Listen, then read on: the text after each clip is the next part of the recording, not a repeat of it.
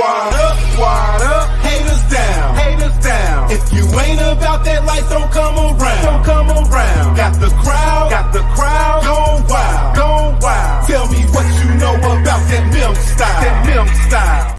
Yo, y'all know what time it is. It's the Memphis Jelks Show. Yes. We done made it back a whole nother Wednesday on y'all, man. I told y'all we are not stopping. So if y'all know somebody who think that we gonna stop, look at them and tell them, what?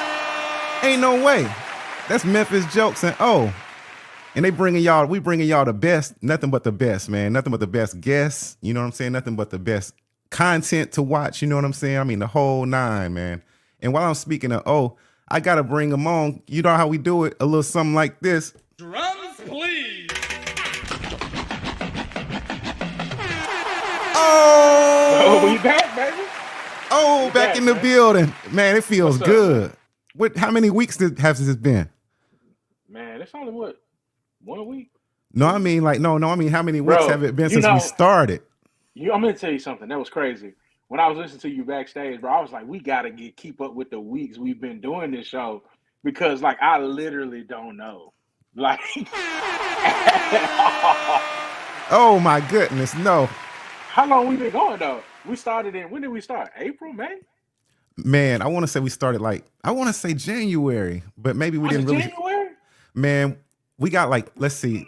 I looked at the calendar earlier, right? And it was 37 people have signed up. So that means 37 episodes. Well, not really, because we got upcoming episodes. We're just gonna say 30 at least. Welcome to show number 30.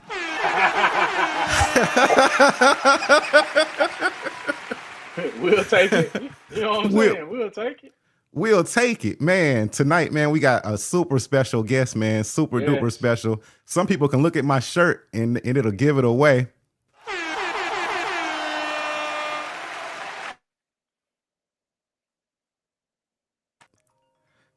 We got people calling in. We got a caller already. Yo, we ain't even started the show. Hey, let's get it. Let's get it. Yo, you on the Memphis Jelks Show. Who is this? Don't be shy now. Don't be shy.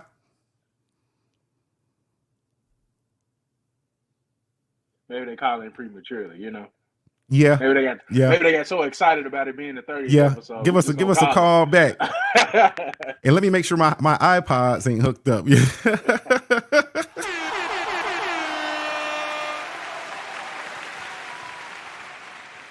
Nope, all clear. It's showing all clear. So call back because I don't know what happened just then.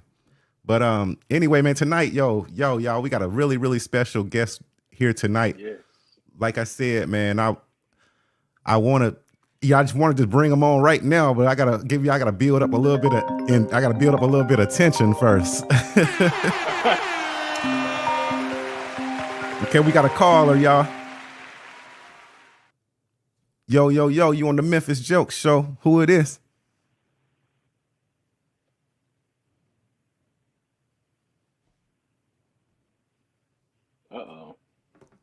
Uh-oh, we can't have that happening. We got to make sure this is legit. Because our guest tonight, man, shoot, a million people might call in, and we don't need to miss a million calls, man. The phone lines might be blowing up, man. Yep, the phone lines might be blowing up. You know what? I'm gonna take it off Bluetooth and then turn it back on, cause something it should be coming through.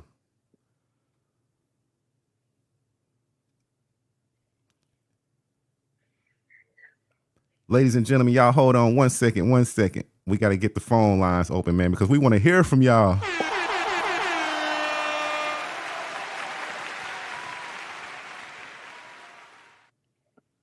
Exactly.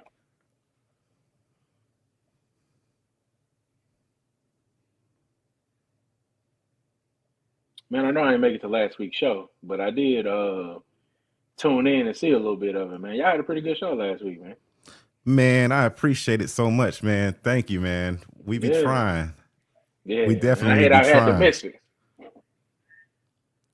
Yeah, you had to work. Oh, you had to do a little. You had something to take care of that night. Yeah. You know how I am about these phones. I want them to work, man. I like for our people to be able to interact. I apologize to the people watching, but this for y'all. I'm doing it for y'all, man.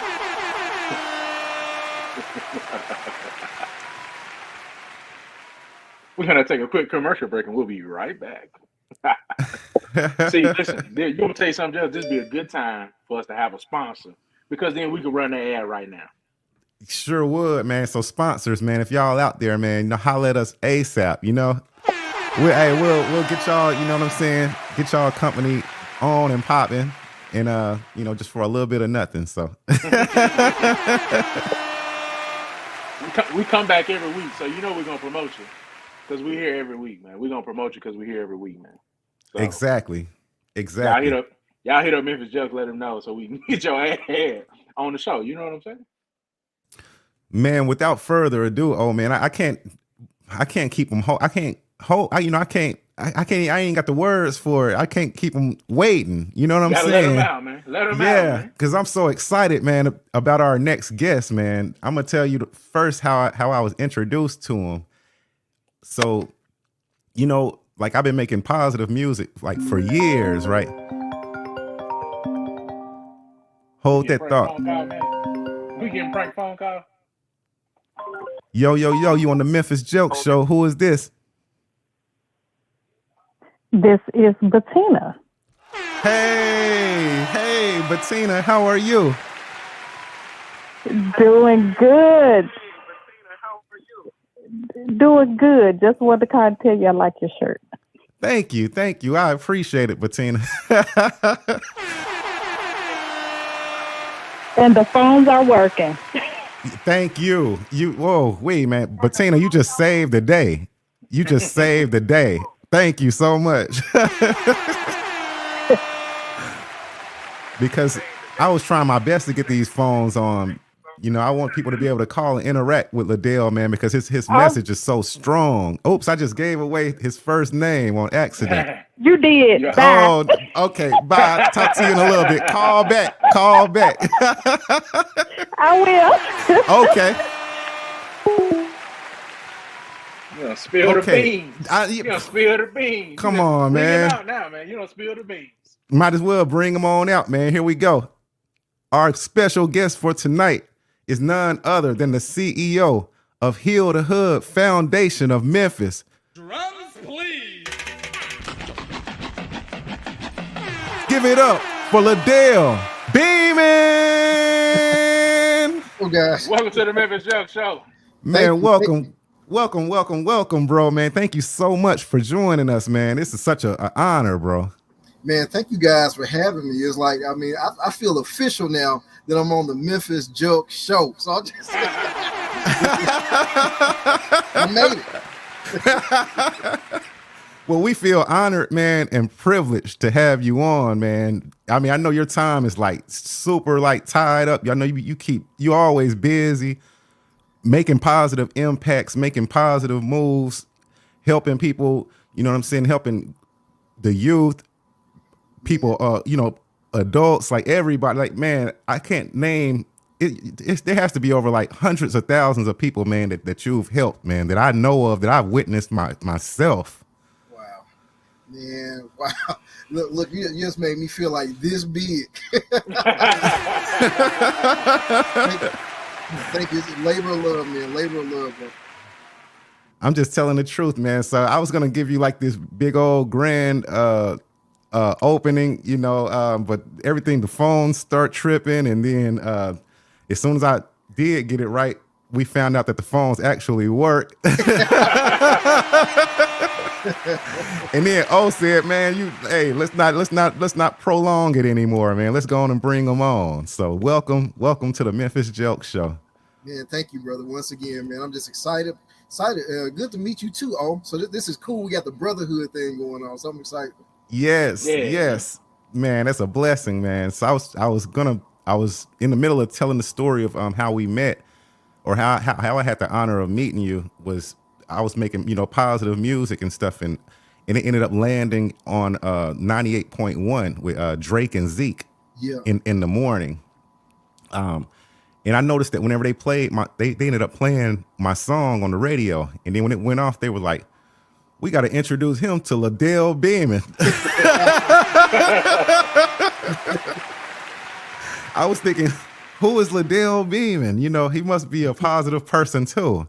So at some point, I don't know if Drake or Zeke or somebody like gay, I don't know, some kind of way they connected us. Yeah. And then when I finally got a chance to meet you, bro, and no, you know what? I listened to your interview because they said you were on the show a day before. So I'm like, oh wow, let me go listen to what he was saying and stuff. And everything you said resonated with me so tough, because I thought I was the only one in the fight to use the media to influence it in a positive way. I thought I was the only one in the fight. I didn't know somebody was out there who felt just like me. Yeah, brother.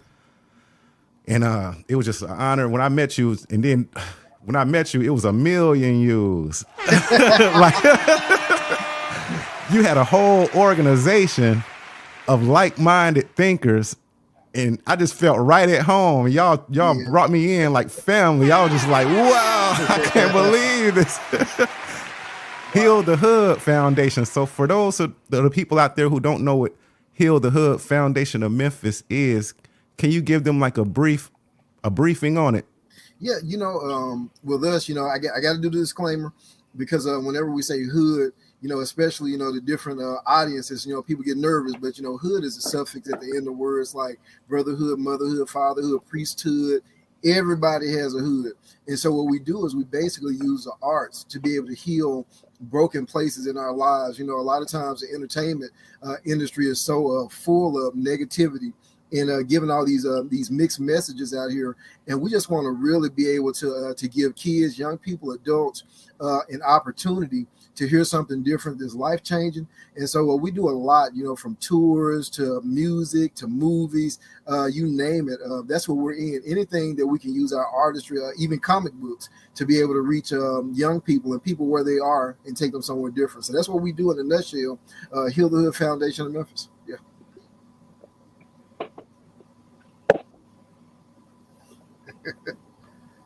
You on mute, Memphis Jokes. While he coming off of mute, so what makes you want to start this foundation? You know what? That's a good question. but really, we had, the violence in Memphis had just gotten. I remember I remember sitting at home and one day watching this clip, and it was January 11th, 2005 or 2006, and I remember the guy said that it's a new year in Memphis, and there has been a murder for every day of the year so far. And those murders continued that particular year up until like June or July. And it was like somebody was getting murdered every day. And a friend of mine, he was like, man, what are you going to do? And I said, I don't know. I said, but we got to heal the hood. And it was like this light bulb that came on. And at that moment, I was like, the guy, David Foster, he said, man, that's it. And so from there, it was just about really being able to connect to people, because I've seen so many kids die, throughout the years, getting murdered and so much stuff happening, to the point that it puts you in a place that either you're going to do something to be a part of the solution, or you're going to remain passive and be a part of the problem. And so that's what really got me into it, because I saw how music was affecting people. I saw how just people can watch television, and all of a sudden you're led to be the type of person to do something crazy. And so for me, I just want to be able to use the arts to do something different. And so you see enough death, you start learning to appreciate life.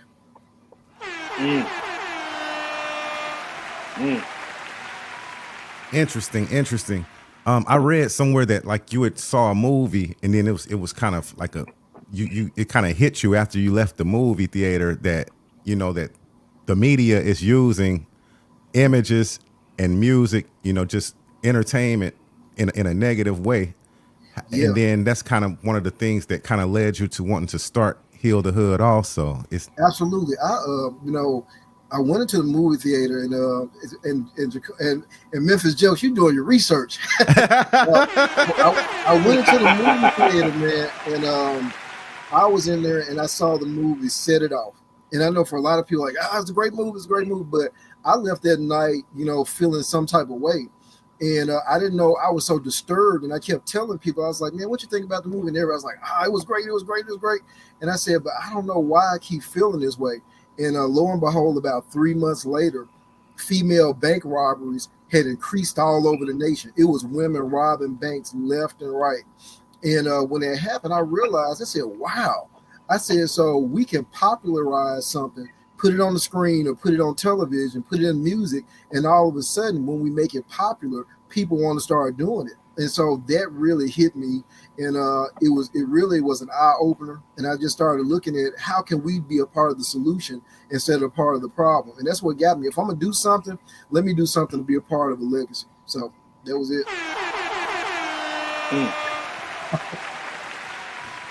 I mean, I told you.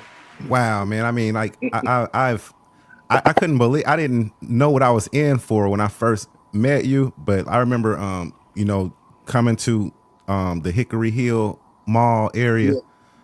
It's the Hickory Ridge Mall. Hickory Ridge Mall. Okay. You know I'm from Ripley.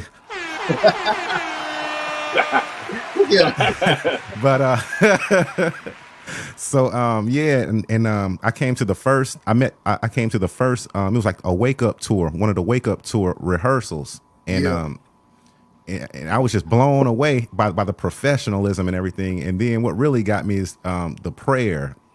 Oh man. Yeah, the fact that you would pray, with us after every event, man. A lot of us needed that, bro. Wow, bro. You know what?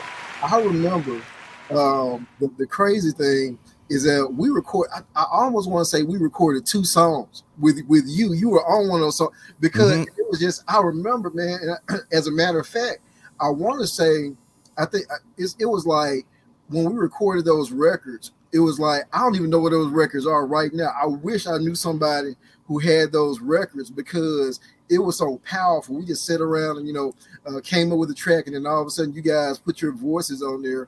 And it was a beginning of something that I thought was just like evolutionary because, bringing artists together. I saw it back in the day when it was like they were doing the Stop the Violence movements and all of that, East Coast and West Coast, all the people coming together. But for us to be able to make life music like that, and then, to be able to come together on those tracks and to say the stuff that y'all would say, I wish I could. I'm going to find that music because I'm going to have to play those records at some point so that the world can hear what you guys put down because it was dope. Man, I may have a copy of the record there. I think it was me. I think it was myself, April, and another artist. We did one of the songs. Bro, if you got that record, it's going down. let me check my email. Let me check my email. Y'all might have emailed it to me because I never erase an email, dude. I got emails from like 2007, 2005 and stuff. It's crazy. That record was dope. It was dope, man. Man, it was, man, and I enjoyed making it so much, man, because like you said, it was like the togetherness. Like I came to the mall. Because we would come, like, was it once a week or was it? Yeah. How often? Yeah, once a week, and we would meet there. Man, I used to look so forward to coming because it was just like y'all were like exactly like me. I had found my tribe. My tribe is Hill to Hood, man. I have to bring you back to some of these tours, bro, because I've been seeing some of your music, and I've always followed you, throughout the years and just seeing your stuff, and it's just amazing to be able to hear your consistency and just seeing, what's my man from Public Enemy that endorsed you? What's Chuck D. Chuck D. Yes. Salute. Shout out to Chuck. Public Enemy, Flavor Flav. And then Memphis, you've always been, cutting edge because even when the controversy was going on, you came out with the Cosby dance. I'm like, man. Yes. Man. I tell my brother all the time, man, that's the most gangster song out. He's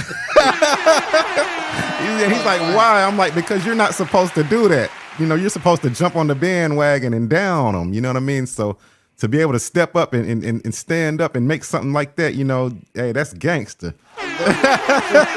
No cussing, no negativity. It's just gangster the fact that you actually did that. I love it.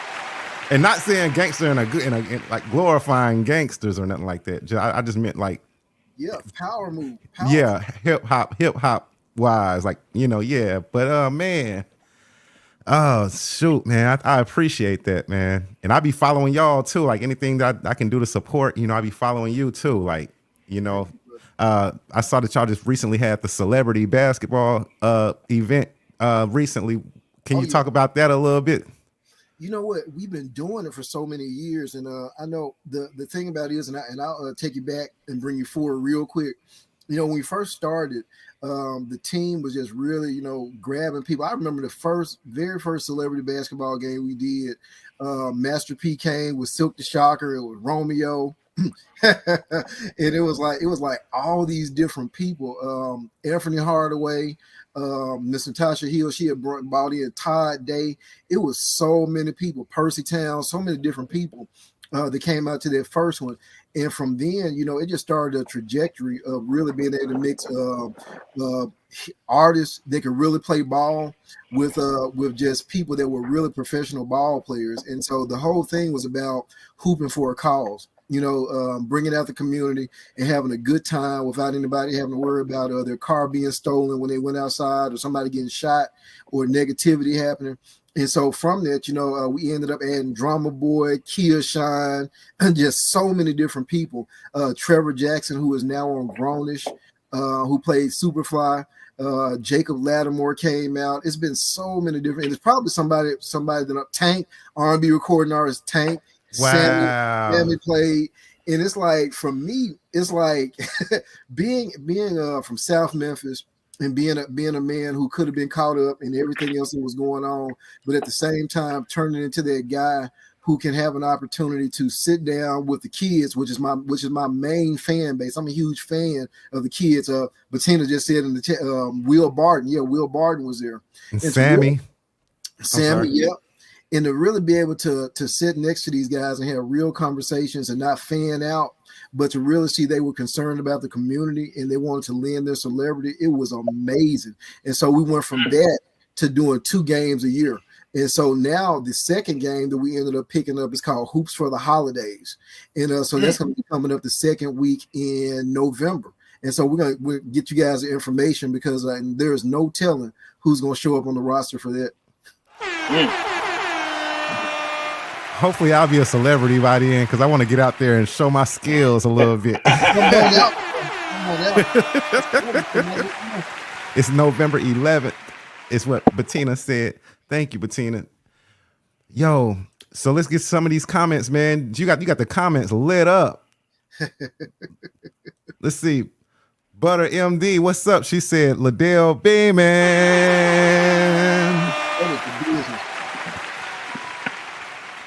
Miss Natasha Hill. Miss Natasha, I thank you for everything that you have ever done for me. She taught me how to act, and then but she laughed at my fighting skills in the fighting scenes. Rightfully so. I wasn't that good at it yet. Trina Cottrell, she said she giving hand claps. Salute.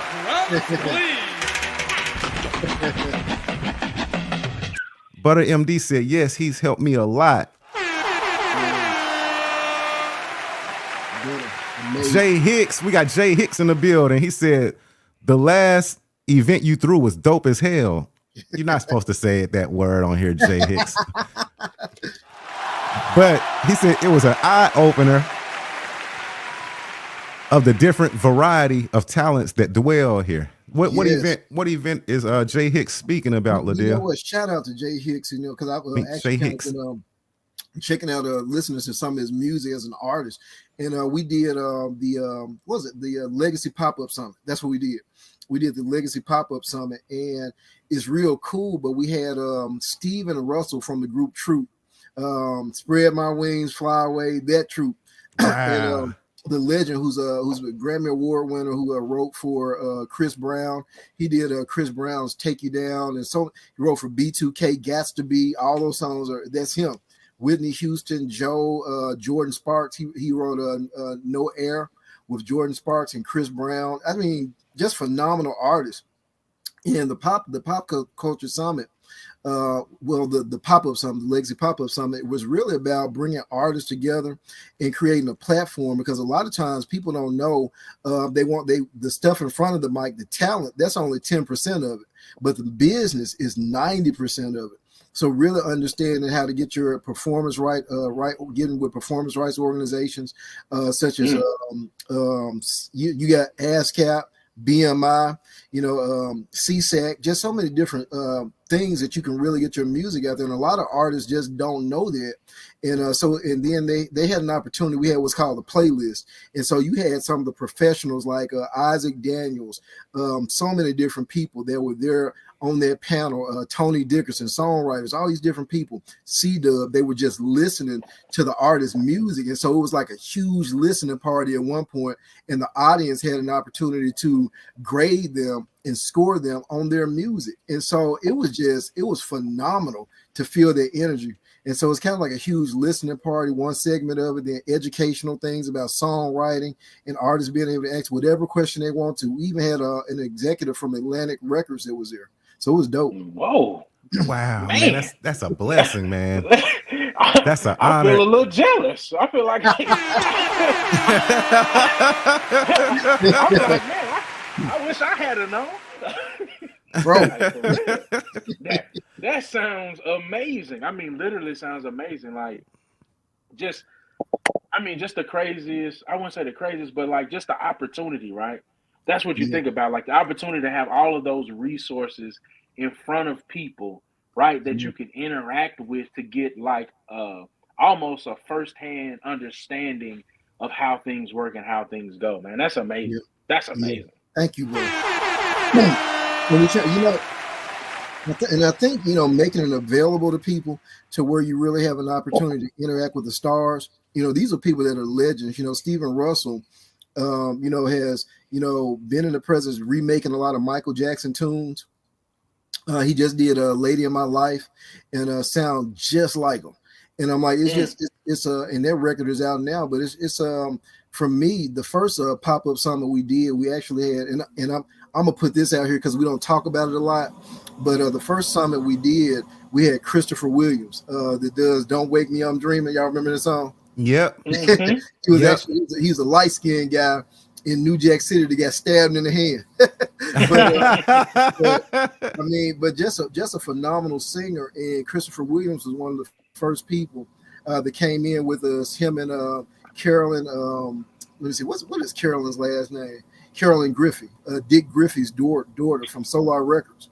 Wow. And so and she sings with Shalimar, and so with Howard Hewitt and all of them. And so they came in, and it was powerful, but at the same time, Christopher Williams was dropping nuggets. But not only that, we ended up doing a remake of the song "Dreaming," and so we did a duet. And so that's something that's going to come out later on. But we remade that song, and so I'm excited because we got some bullets in the chamber, and it's because of these type of events that normal people like me get an opportunity to really put your gifts on display and hear real artists that have been there, done that, critique what you're doing. So I'm excited. Man, people don't realize, man, how many hats you wear, man. You wear a lot of hats, man. Not only are you the CEO of Heal the Hood Foundation of Memphis, but you're also a movie director. You're a music producer. You're a songwriter. You're a screenplay writer. You're a play, like stage play writer. Man, the list goes on and on and on and on. And on top of that, then you mentor people and stuff. And then it's, oh my God, I don't know where you find the time, bro. You know what? It's weird because you just don't realize that sometimes you do it and I think one of the things that got me, and I probably have never said this before because you really just did something. I think you're bringing that out. But I think with me, every time I run into a problem, I don't like being in a situation. I'm a huge Legend of Zelda fan, so I love playing Zelda. And you know, and I was doing this as a kid, but Zelda was always filled with all of these adventures and all this different stuff. You had to kind of figure it out, and if you didn't have what you needed, you had to create it to be able to go through that obstacle. And so I think that's the thing.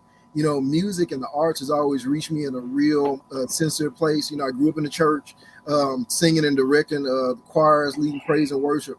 And the cool part about that is I saw how it was reaching people. And so for that, it's like I just became like a Renaissance person and didn't know it was happening to me.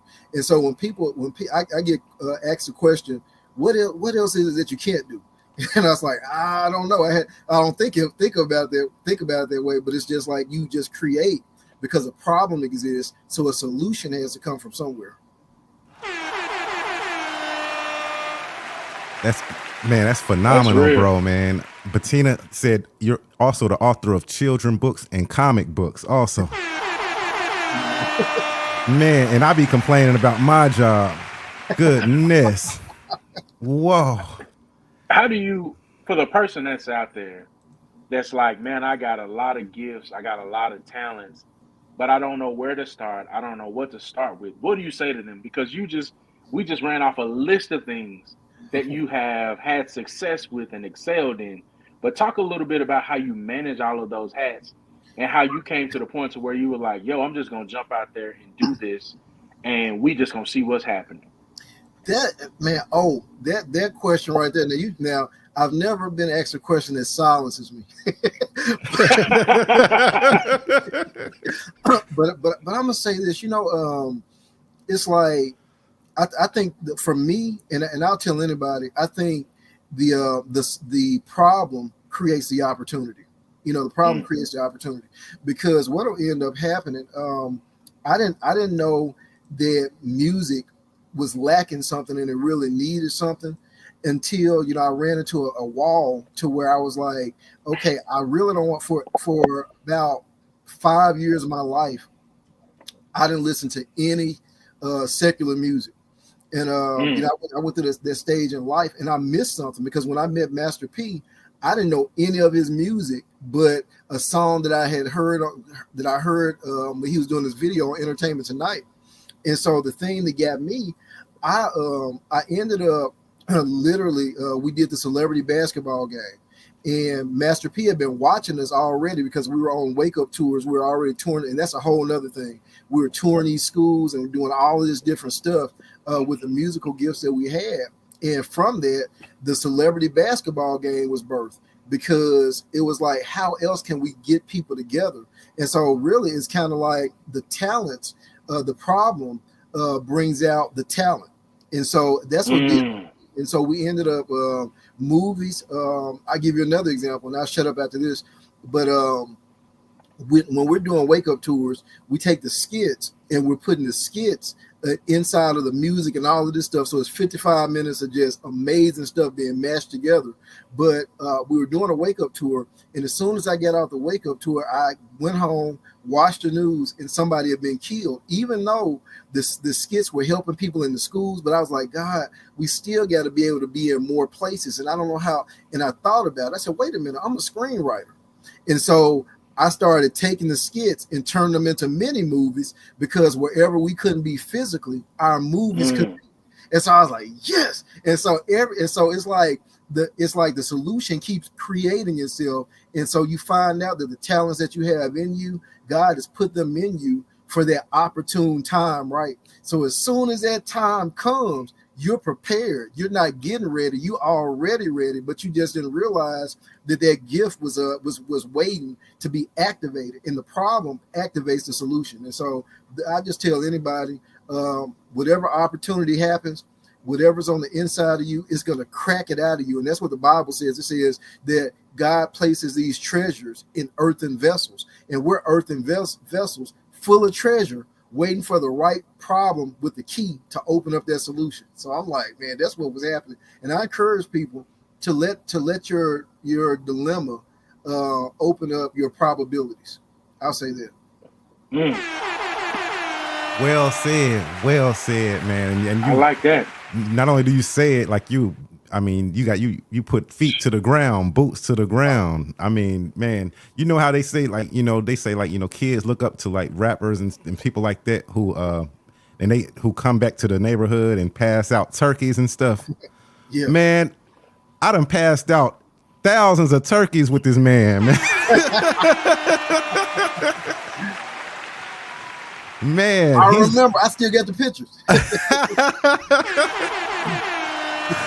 like, not only are you like the most positive person that I know, and like most like successful at being positive, you know what I'm saying? But you showing people that you don't gotta be negative and then come back to the neighborhood and pass out turkeys and stuff. You can be positive and do the same doggone thing, man. Like in real life, in real time. I'm seeing this. I'm like, I know I'm with the right people. I know I'm with the right family. Yeah, bro. Have you ever like maybe like had people that you've mentored or whatever, they come to you, they come from like a maybe a bad space or whatever, but then they come there and then they see the positivity and they get the push that they need, and then they start being on the right track, but then they like start backsliding. Yeah. Because I when I first started doing positive music, I was doing like, I was following the Snoop Dogs and the, everything that was popping, like, cursing and all that kind of stuff. But then when I started doing positive stuff, like you said, I noticed God started opening up all these doors for me. Like, before you know it, like you said, he introduced me to you and all this kind of stuff. And I was on Fox News all the time and just doing all kind of stuff. And I'm like, wow. So I see that God really wanted me to do it on a positive level. But sometimes when stuff start drying up, I used to battle thinking like, should I go back to, what I was used to do? Was doing at first. Like, have you seen that happen with people? Or I mean, all the time. You know what? Wow, Memphis Jelks. This show is powerful. I mean, look, if somebody's watching this, you guys tell everybody else to tune in, because I feel this thing happening right now. I'll say this. We had a kid, and Bettina, Miss Hill, Marla, those that are watching, the crew, they know the young man, and I'll say his name, Taquan. Taquan used to, he was banging hard as a blood, but we invited him in to the organization. We don't discriminate against anybody, because that's what we're here for. We're here for everybody. And so he comes in, but he's a very talented rapper. And the thing about it is, I'm talking about, had a major following on social media. And I told him he wanted to record in the studio. And I said, look, but the only thing here at our studio, you can't cuss, and you can't degrade women. You can't do that. And he said, Ben, I can do that. And he did. He literally came in and got on a record and, started doing well. As a matter of fact, it's sad because his lifestyle was, it was crazy. Bettina took him to, I think it was Chick-fil-A. And it was his first time ever going to a Chick-fil-A at 17 years old. And he tasted the food and he thought it was extremely expensive eating at Chick-fil-A.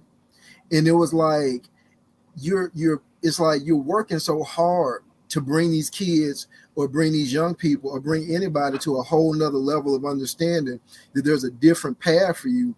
But at the same time, the world is speaking so much louder than the positive messages that are around you. So when they're not around us, they end up slipping back into that familiar ground.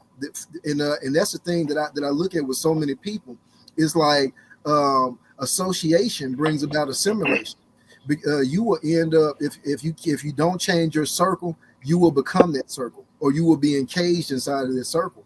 And that's what happens to so many different people, because they're trying to escape the lifestyle, but that circle is speaking louder than the smaller percentage that's over here. And so we've had that happen with so many different artists, because they want to get the fast money. They want to get to the women. They want to get to the access of being popular or doing whatever they can do for the likes, but not realizing they're losing themselves. I just had a guy tell me, and I can't call his name because I know he doesn't want me to say it, but he's conflicted, because he has to promote these artists that are negative, that are cussing, degrading women, and women disrespecting themselves, doing all of this crazy stuff.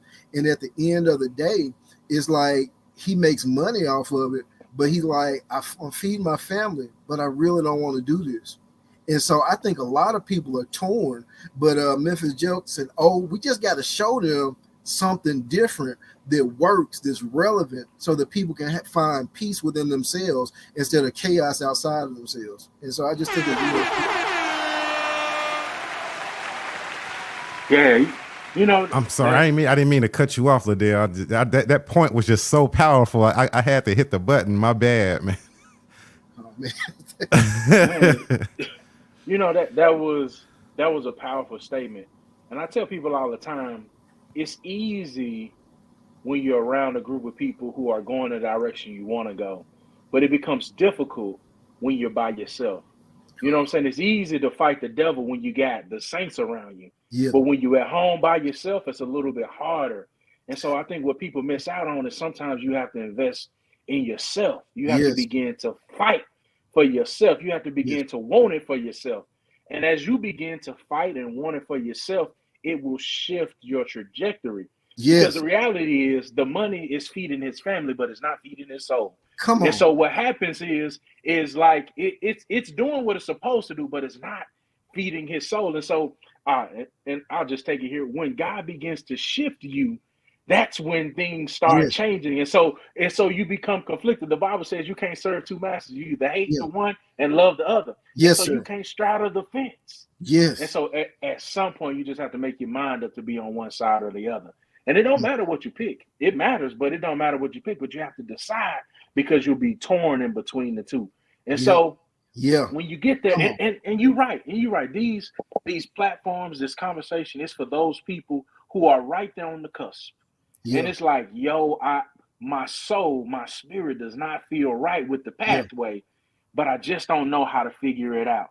And I believe you have a ministry that is working to help people figure it out. I got a place for you, and I got something that can fill you up better than what you're getting out there. Man, I love it, man. Man, I love it. You ain't said nothing but facts, man. Because I'm a witness. I'm a living testimony of Ladell Beamon, man. Wow, you guys are awesome. You know what? And it's like this just feels good. It's a great brotherhood tonight, and it's like what I think about so many times is like I know this is gonna sound so weird, but I'm just now getting to a place, and I know this is gonna sound like a huge oxymoron, but I'm just now starting to get to the place where I'm believing in myself, and the reason why I say that is because coming out and doing records and putting stuff out there, we had a huge opportunity to work with Shabadoo before he passed from breaking Ozone from breaking. We just did this project called The Get Down, and it's like a lot of times, it's like I'm timid about being able to push myself out there because the artists that are on our platform, they're really going after being an artist. And it's like I pushed them out there so much, but I remember I have seen so many artists that get on that platform and they crush under the weight of the popularity. And it's like as soon as they get it, it's like they become a different beast, a different animal. It's like we'll tell the kids, hey, we don't need you guys cussing. We're trying to inspire these other kids or getting out here doing these drugs and all. And we try so hard to do that, but what ends up happening, they get crushed. And so there's this thing that we say all the time in Heal the Hood: don't let your gift take you where your character can't keep you. And that's the power of it. A lot of people's gift takes them to a certain level, but their character can't withhold that pressure. And so all of a sudden you're doing things that you never thought that you would do. You're going places that you never thought you would go. And all of a sudden you're trying to climb up from that dark hole. And so that's the reason why it is so important, for the brotherhood and those that are watching and those that are struggling with trying to make sure that we remain relevant, but not at the same time, become corny. Yep. Exactly. Because it's easy to do. It's a thin line, it's a thin line. It's easy to do because you can try to go too one way, and then it starts getting corny. But if you go too far the other way, then you're playing with like dark energy. Yep. So you have to find like this balance. It's a balance, man. And Yeah, I think you probably have to like, shut yourself off from the world, man, and really focus in on how to do it, because God don't want you to be corny either. He wants you to shine, but you don't have to, do what the world do to shine. Yeah. I love it, man. Speaking of get down. I got the trailer right here, man. I wanted to run it real quick, man. Can you give us a little bit of can you talk about it a little bit, and then I'll play the trailer? Yeah, we work with Shabadoo. I grew up, watching the breaking films, and I was a real small kid, but there was a profound impact of seeing dancers, and I think that the one that had the biggest impact, because it was Breaking 1 and Breaking 2, and it really had a profound impact on me because I saw what they were doing through the power of dance and really being able to transform the community with what they were doing. Because I remember it was the Miracle Center that they were trying to save by doing that huge fundraiser, and all the people had to come together. And that really spoke, because we're building in Memphis, and that's something that I guess I'll share later, what's called the Hero Empowerment Center, and that's going to be really, really huge because it's an arts-based micro city. And so, and I'll talk about that later, but Shabadoo, I ended up meeting my hero, one of my heroes, and it was the Last Dragon, and it was Shabadoo. That both came in here at the same time, and we just really it was for the Evolution. We do another thing called the Evolution pop-up summit, the Evolution Community Summit. It's a strange name too, but it's a pop-up summit, but it's the Evolution Summit, and we bring them in here, and I did not know that he was going to die a year later. And so we started making plans, and we were recording stuff, and he was going to come down and record this music video. And it was all this stuff going on at one time. And right on the cusp of him coming down back to Memphis, after he had already been here and we made the plans, he planned his legacy to be here in Memphis and do something profound. We were getting ready to go to get kids ready for the 2024 Olympics, because street dance becomes a part of the Olympics in 2024. And so that's an Olympic sport, 2024. Nice. And Shabadoo is a godfather of street dance, and we became amazing together. And it was going to be phenomenal what was getting ready to come from Memphis, and he chose us to do it. And so we got the dancers together, we got a lot of people together, and we got this documentary film, and it was going to be a tribute to him. And he was going to direct a lot of what was going on, but he died before it could get finished. And what you see now, it was going to be making its way to a streaming platform soon, is a trailer that you're about to see now. So yeah, nice. Let's get into it.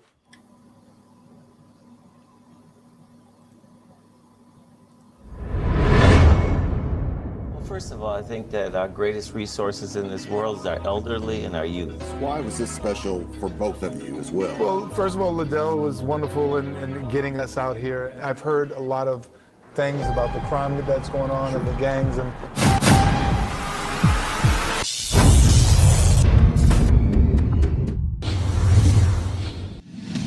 let's go with it, let's move with it, let's go with it, cause I'm cool with it, let's go with it, let's move with it, cause I'm cool with it, cause I'm cool with it. I'm on my grooving tonight. I'm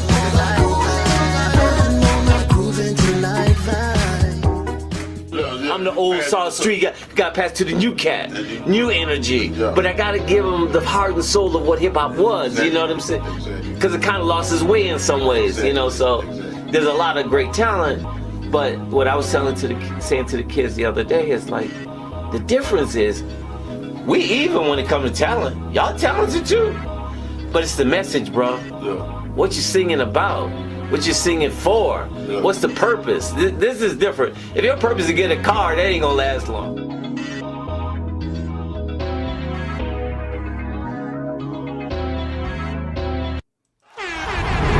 Nice. That's powerful, man. Our greatest resources in this world is our elderly and our youth.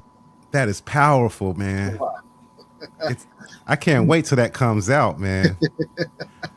It's in the process, so like the editing process now. It's done. Wow. We did 2 screenings of it. As a matter of fact, Shabadoo's son, Vashawn, Keonis came down. Robert Bryant, his manager, came down to see it the second time, and it was just amazing responses from the audience. I don't want to give it away, but I will say this: to create a film and to sit in the audience behind everybody and hear the comments, and they don't even know that you're listening to them when they're saying the comments. But it was phenomenal, and it's almost like I really feel like this is something that Shabba-Doo is very, very pleased with, and we talked to a lot of people, and every time we talk to people about the project, like Michael Jaw White, one of our good friends, he was a great friend with Shabba-Doo. Stephen Russell from Troop was a great friend, and the thing that we keep hearing is that it's a great opportunity to bring this to Netflix or Tubi or something, because nobody has done anything for Shabba-Doo since he's passed that really celebrates his legacy and tells who he is. And this film, this docu-music film, it tells who he is and what he's about and what was about to come from him. And we're pushing that legacy through this film project. So it's like he passed us the baton, and we don't want to drop it. Amazing. I'm a huge fan of Breaking, yeah. Man, and Breaking 2 too. Those are, when I was coming up, man, that was me and my brothers. That was one of our favorite movies, man. I mean, like, cause my brother Q thought he was Turbo. Yeah, Turbo was in the film too. We had Turbo in Memphis as well. So really, yeah. Oh snap, man! That is amazing. Yeah, in the project, there's a reenactment of the broom scene in there, and so it's like it's a really, really, and I'm not just saying it because I wrote it, but shout out to Montel Jones, who's one of the directors, Natasha Clay Hill, who helped cast it, Tara Noor, who put the dancers, she's with the Memphis Grizzlies, who brought the dancers in, just the whole crew, Miriam. Everybody who just really worked hard to get everybody there for the tribute project, because it was some work. And I just love my team over at Heal the Hood, because I know that these are queens in their own right. A lot of the queens and the kings are Gregory Hudson, a great brother, AJ, Aaron Ladell, so many different people. Shout out to Marthias Wade, who drew the animation. He's one of the animations from the comic book. But we also have Shabba-Doo t-shirts and merch now because of Marthias. So it was a collective effort for so many different people. And so you see Larry Dotson in the movie from the Barcades, because remember that song Freak Show on the dance? So that's in the Breaking movie. And so the ties from Memphis was already there before we even knew that we were getting ready to have this. It was like divinity. And not only that, Jean-Claude Van Damme is in the Breaking movie. And so it was like all of this stuff that was rolled into one, and you see it in the docu-music film. Boo Mitchell, shout out to Boo Mitchell, but so many different people that came together to do something big from Memphis, and nobody got shot, wasn't nobody cussing in the movie, but it's something that you're going to really leave inspired when you get a chance to check it out. So yeah, get down, man. Can't wait, man. I can't wait. Some great work. Thank you, brother. Thank you. Always. I want to get into the Legacy Pop-Up Summit video that I have also, featuring Michael J. White and Gillian White. Can you give me can you talk about that a little bit before we get into it? Yeah, so the events that we do is really about, it's like when I was coming up, I went to Colonial performing in art schools. I stayed in South Memphis, but the art saved my life.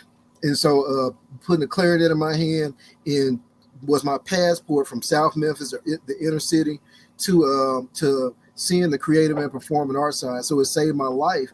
But I wanted to really be able to, with the summits, really, I'll never forget the wrestler Jerry the King Lawler came to Colonial. Jerry Lawler used to be pile driving people, and you see him throw the flames out. But Jerry Lawler came to my middle school, Colonial, and he spoke to us as kids, and he was passing that out. We had to go to our classrooms, but Jerry Lawler was passing through by the steps, And man, I was like, I just want to touch Jerry Lawler. And so my grandmother would always take us to the wrestling match because she was in her wheelchair, and we had a chance to see the wrestlers up close and personal, The Rock and all them people back in the day. And so I ended up touching Jerry Lawler's shoulder, and it did something to me. I mean, I know it was crazy, but to really be able to touch your real life heroes. And so I wanted to be able to, from Memphis, bring heroes and people that really want to see these celebrities up close and personal, that are inspirations to them. I want to be able to get them right in your face so you can ask them whatever you want to ask them, interact with them, do projects with them, and you won't have to spend an arm and a leg. And so the pop-up summit was really about bringing these artists in, and from their perspective, telling them what awaits them in the industry if you go the wrong way. And so the clip of what you guys are going to see is Michael Jai White and his wife that he loves dearly when they came into Memphis, and us being able to take them into a school and create a platform in front of a whole lot of students that need to be able to hear some hope from their heroes. So Michael Jai White, Spawn, he was played in Jean-Claude Van Damme's Universal Soldier 2, so many different things. Black Dynamite. He has a new movie about to come out, Outlaw Johnny Black, and it's so many different things. But he is a phenomenal martial artist. But he's also a king in Ghana, Africa, and he's also my bro. So yeah. Wow, we're gonna get into it right now, y'all. Legacy Pop-Up Summit right here on the Memphis Jokes Show, featuring Michael J. White and Gillian White. Let's go.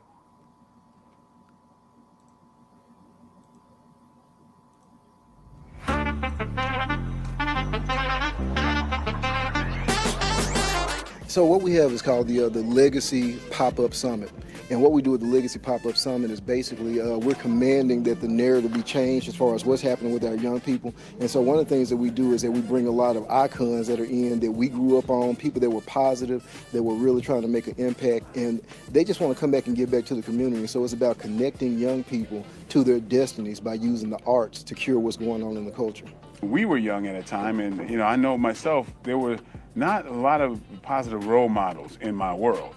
And I believe that is something that is the responsibility of those who have prospered from education and have come from meager means like this. It's our responsibility to come back, because you can't expect these kids to see something, to create or be something that they can't even see. Because of the message of Heal the Hood, it reaches out to Hollywood, and there are people that are hearing what we're doing, and they want to come into the city to help out because of the efforts, the success stories that we have with the kids that we've been working with. I hope these kids will change. They will see hope. I hope they'll really get it and understand that wherever they are, they can come out of this situation and circumstances, because there are people who understand them, and they're here to reach them.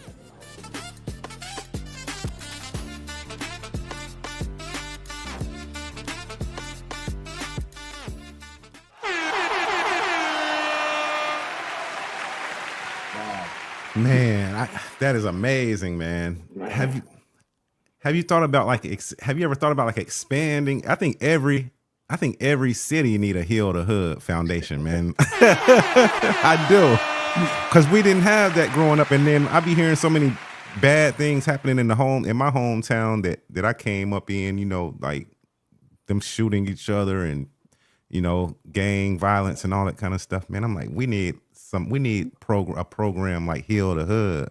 Yeah, that's exactly that is something that is on the horizon. We've been planning for a long time. Believe it or not, Heal the Hood has taken us to Alaska to do work in Alaska, and it's amazing. I was and when I say we, I feel like Heal the Hood is just it's a vehicle that God has given us. I really feel that. I don't even feel like I'm the founder and CEO of it, but I don't feel like it's mine to that capacity. I feel like it belongs to everybody. I feel like I'm just a steward over it, and it's something that God uses as a vehicle. And so I was in Alaska for 9 days, and so we got called there because it was really about reaching the kids, reaching the kids in Alaska. And I was like, what am I going to do going to Alaska with Heal the Hood, one of the coldest places on the planet? And I'm from the inner city, South Memphis. I'm like, what am I going to do in Alaska? And I get there doing some work with my uncle in Young Life. and bringing the comic books and all this stuff to the islands there in Alaska. And and they're taking me around to these counties it's like Kawak, Thorn Bay, Ketchikan, Alaska. And so here's the weird thing: in those regions, I was the only black man in that part of Alaska. So I'm sitting up here man, I'm like, what am I supposed to tell these kids? What problem am I supposed to be able to? And so I get there, in the predominant problems were depression, it was suicide, it was drug abuse, alcoholism, and believe it or not, incest. And so I get there, and it was so many broken homes, and God used me in a real strange way. I mean, it's weird to even tell you, and that's a whole nother talk show segment with you guys, because being in Alaska, I did not understand what God was doing with me, but He was showing me Memphis Jelks that really His love reaches everywhere. It doesn't matter who you are or where you are. It just wants to find you. His love wants to hunt you down. And I went there with love and some comic books, and before I knew it, they were taking me to everybody. Once I got back from one of the islands, they brought me right back to some of the mainland, and they had me going around to everybody's houses because their kids were telling their parents about this black dude from Memphis that God used to touch their lives, and it's crazy. And so I'm going to people's houses that were musicians in Alaska, and they wanted me to help them get their music together. So I'm getting on the keys, playing, and helping them to arrange their music. And then I go, and then somebody else, well, we want him to come have dinner at our house. And then I'm going to somebody else's house where the killer whales are coming up in their backyard. Yeah, it's like these the way the water was, the killer whales would come up and you'll see them spouting. And I'm like, what is going on? I'm over here literally in the wilderness to a degree, ministering the gospel, having an opportunity to share about these superheroes. And so the kids, I even have pictures of some of the kids with the t-shirts on, some of the Wake t-shirts, and I was able to give away comic books. And so I think you're right. I really believe that every place needs to heal the hood, and even finding other people that can be directors of it or whatever, with the right hearts. But yeah, so stay tuned. It's coming. We need it sooner than later, because it's getting tough. It's getting a little rough out there. We'll bust up and come. We'll bring the Wake Up Tour there. Man, hey, they would love it. I promise you. So many schools would love that, man. So many schools would love, the Wake Up Tour. It's just, I mean, y'all wouldn't even have to stop. Like the Wake Up Tour could go to 50 states, every school in all 50 states, and then go overseas and do. Hey, really, it's that impactful. It's that awesome. So for the listeners who might not know, talk a little bit about your touring and what that entails, and what are you doing with that, and what's the goal of those tours for those viewers who might be watching who might not be familiar with that. So what we do is we actually, the whole Wake Up Tour, the whole concept of it is to really be able to use the arts to put in your face messages in front of young people, to really get them to start looking at life a little bit different, and really being able to wake them up from their social emotional issues. And so it's a 55-minute concert where you come in and you're hitting it with dance, you're hitting it with music, and you're infusing motivational messages on the inside of it, and it's acting. Sometimes we bring magicians with us. Shout out to T Magic. And we bring magicians with us. We bring puppets with us, depending on if it's elementary, middle, or high school. And at the end, the kids get an opportunity to make a pledge and make a decision to get out of gangs or doing whatever they're doing. And so we've had kids that have turned in their guns. We've had kids that 30 young ladies at one school. We did a skit called The Mix Up, and the girls ended up having to go to the counselor. They were in tears and found out that over 30 girls had been molested, at the school. And so the Wake Up Tour, it shakes things up, but it brings young people an opportunity to close the chasms that's in their life. And so they have an opportunity to heal right there at their schools. And the Wake Up Tour does that.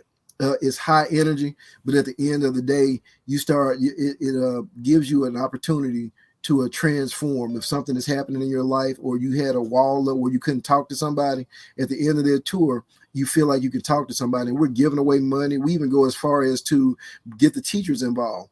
We have an R&B singer that sings no raunchy music, but the teachers are pre-selected, so we'll bring the teacher up, and the singer will sing to the teacher, and then give the teacher $100 so that they can go out for the weekend and get away from all their stress, and just treat them to dinner, and do something fascinating, because a lot of these teachers are dealing with stresses and pressures with our young people, and it's horrible. And that's the reason why teachers are quitting in record numbers, because of the stuff that they're going through, facing the students that hadn't been healed yet. So the Wake Up Tour, 55 minutes nonstop, like pushing the continue button on a CD player and letting it rip, and at the end of it, life transformation. So how often? My bad. Oh, go ahead. Go ahead. I just love that. So how often do you perform the tour? How often do you go on tour? If people are interested, if people are like, hey, I feel like this is something that should be at my school, how do they go about trying to get involved and engaging with, maybe you come into someone's school or school district? Yeah, we're getting ready to start our. We got a 30 school tour. Wow! It's called the Tour of Hope, nice. And our whole thing is we've been to Fayette County. We've done some stuff with these different tours, and for us, it's just about get us there, so we can do our thing, and we because of the magnitude of the way that the tours are shaped, we give the schools an opportunity to tell us what their more pressing issues are. So if their issue is bullying, I see Pastor Doremus Jones in the comments, who actually was one of a major actor and an artist with with the Wake Up Tour, with him singing and playing one of the characters in Bully. But because of stuff like that, we're able to go into whatever school and deal with whatever issue. But the school has to let us know, hey, this is the prominent problem in our school, and we will cater that tour for that particular school. And so they can reach out to us, most definitely Natasha Clay Hill on Facebook, or they can get us on our website, info. Bettina just put it up. Bettina on this tonight.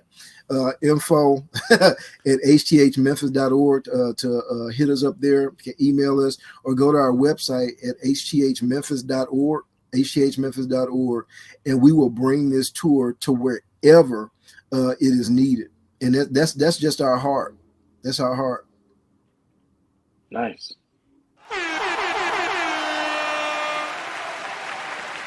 Please promise me that you'll come back on the show at some point, Ladell, man. Please, we got an hour ain't enough, because you're so full of information. Yeah, you're so full of information and inspiration. An hour ain't enough, man. But I need that promise, Ladell. I promise, brother. Anything for Thanks, you, bro. Anything for you guys, because I believe that this platform is so necessary. And we're in a world that's dying, from the negativity and the stuff that's happening around us. But we have to plant more seeds of positivity. And Memphis Jokes, you got on a t-shirt, I got to show people, because most of the time people be like, hey, man, what is going on with that Wake character? But we got our own superhero right here in Memphis. This is something about Robert Townsend and Keenan Ivory way-ins to Memphis. And Ice Gibson, he used to always tell me, one of our artists, he said, man, he said, whenever I see you with a suit and a tie on, and he'll always press my shirt, he said, I know you got that super suit on up under there. And but I would laugh, because sometimes I would have the thing on. And so we're really, really engrossed in finding kids with our messages and giving them hope and getting it to them any way we can. So thank you guys for having me on the show tonight, and I just really thank you guys from the I was bottom. gonna ask you, like, I can't let you go. You know, I can't let you go without talking about the character Wake in the comic book and the theme that's around that, the whole like Martha Wade. Yeah. Please tell us that before we end session 1, part 1. I say this, I'm looking because I always have some comic books and stuff around, but one of the things that hit me, and this was before Black Panther came out. First of all, people don't realize that Black Panther is a African American character, true enough, but he's created by white people. Stan Lee and Jack Kirby actually created the Black Panther, created Luke Cage. Both of them created Luke Cage during the Black exploitation period. And a lot of money has been made off of black faces. We see it happening in the NBA. We see it happening in the NFL. A lot of money, even with the hip hop industry, we'll take the same black faces and make them the poster child for destruction and damnation. And the money goes back into the white economy. And so for us, it was about really having a superhero that could. I'm a Meteor Man person. I grew up watching Robert Townsend's Meteor Man, and so me too. So to really be able to tap into that, we felt like Superman, Metropolis has Superman, Gotham has Batman, Central City the Flash. Why can't Memphis, in the midst of all the darkness that's going on, have a superhero that represents the people inside of the city of Memphis? And so I began to write. Martheus was already doing things with Jetta Tales of the Toshigawa, which is a Japanese comic book. And we graduated high school together. And I was like, you know what, man? This is something. In the Wake Up Tour, these characters actually kind of break off from the Wake Up Tour. And so the writing process started. What would the enemy look like? And so the enemy in the comic book, his name was Mephisto, which spells Memphis too. And he's the stronghold and the spirit over the city of Memphis that keeps Memphis oppressed. And so the only way to be able to beat that character is, what makes him stronger is that he pulls the purity and the innocence from young people. He pulls all of that stuff and it makes it more and more powerful. So if you have music that is negative, that is corrupting kids, Mephisto gets larger and larger and larger until he can really take over the entire region. But his only problem is Wake and his team, Evolution, who is designed to stop everything that the enemy is doing. And so it's crazy. There's a lot of battles and issues that happen inside the comic book that are real, relevant, and all of that good stuff. But when we wrote it and we put it out there, we're up to issue 5 is getting ready to start, getting ready to be drawn now. But everything happens in real time. So you'll see Trayvon Martin, where the characters go back in time in one of the issues to stop Trayvon Martin from dying. But it's in real time because we brought Sabrina Fulton, Trayvon Martin's mother, here to Memphis for the first time in the city of Memphis. And so we did it as a tribute to Miss Fulton and the pain that she was going through, his mom, but we wanted to cameo that. And so situations like this in real time, you guys may even have a cameo appearance in the comic book because we write it in real time, the stuff that's going on, and we blow it up, and so it really can compete with DC and Marvel, the way it's animated, but the stories are second to none. So it's available. I think you may even be able to get copies on our website, hthmemphis.org, and you can get merch. We got merchandise. We have some figurines now of the Wake figurines, and so we really want this thing to blow up and go beyond Memphis because people need to see Memphis in a better light than what they're seeing. So yeah, that's the comic book is off the chain. Excited. Man, that is absolutely genius, bro. For real. Come on, genius is an understatement. Come on, man. Doggone. Do we gotta let you go, Ladell? Can we just let the people go, and then me and O just stay on the line with you all night? However you guys want to do it, I'm here.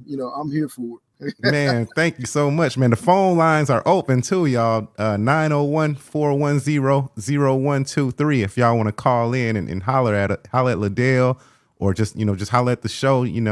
Call in. Please call in, we love to hear from y'all.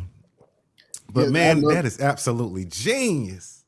Yeah. And I'll say this though, it takes a great team of people to really get behind you and stuff. And it's like I really want to see, Robert Townsend. We came in. I will say this: it was because we did a pitch in LA. My first and only time going to LA, did a pitch, and that ended up bringing Robert Townsend to Memphis, and he also brought Keenan Ivory Wayans to Memphis. And so I want to encourage people, if I can say this last thing, there's something on the inside of you that will activate something on the inside of somebody else. And I think that if we hide our gifts, if we hide the stuff that God has planted on the inside of us, it's going to keep other people from their gifts being woken up. And so it's so important for us to really be able to stir up the gift that's on the inside of us, because it's going to stir up something in somebody else. And before you know it, we got a revolution, and the devil won't be able to stop that. So that's where I'm at with. I'm like, let's release it so that we can stir up some more positivity, because the devil doing his thing. So we got to do ours. Man. Yeah. Oh, I'm gonna leave it to you for your final thoughts, man, because I don't know if I can come behind that. Listen, that's hard to come behind. I'm gonna be honest, man. This has been a good show. Oh shoot, my bad. This has been a good show, man. We had church tonight. That's what we yes, had. Sir. Yep. We had church tonight, man, and I think you brought a lot of positivity to the atmosphere tonight, and I think that's important, man. And I think that's one thing that I kept hearing tonight, that we all have a purpose, and we all have to use our gifts, because there are people who are waiting on us. Yeah. There are people who need us. There are people who need to hear our voice. And I think sometimes people think just because they don't have the platforms that there aren't people that's waiting to hear their voice. Sometimes it might be a stranger that's passing you that's waiting to hear your voice. And so, man, I like that, man. It's been a good time tonight, man. Jokes, this is a good one, man. This is a good one. Well, man, I prayed before we got on here that it'd be a good one. So thank you, Lord, for blessing us, hearing my prayer and making it happen. The devil tried to mess up the phone at first, but we had to get him up out of here. Man, I don't know where to start, man. You've been an inspiration to me ever since I met you, bro. I didn't know people I thought I was the only one who was trying to fight the good fight. But then when I met you, you had a whole army of people waiting to help me, and teach me and how to grow and be more stronger at what I was trying to do in the first place. And then like I said, man, you've always put God first. We've always, meshed well together. I feel like you super duper talented. You got crazy, super dope ideas. Salute to the whole team, Natasha, Clay Hill, Bettina, you know what I'm saying? Everybody over there, Miriam, I think I said that right. Miriam. Yep. Everybody over there at Heal the Hood, man, y'all all helped me in such a way that inspired me to keep going and keep, something going positively. So I decided to start this show to represent and show positive people and give people who are following or people who are watching inspiration and hope, and think, and let them know that they can do what it is that they want to do as well. You know what I mean? Because I'm bringing people on here who are actually, who are following their dreams and who are living it and who are successful in it. So if they can do it, y'all can do it too, man. I hope this ain't the last time you be on, man. Ladell, please invite me to the Wake Up Tour. Yes, I'm ready to get back on the Wake Up tours whenever you're ready. Yes, sir. It's just all love, man. I love you, bro, man. I love you, man. Like y'all said, we had church tonight, and that's all I got to say. I guess we out. Squad up, haters down. If you ain't about that life, don't come around.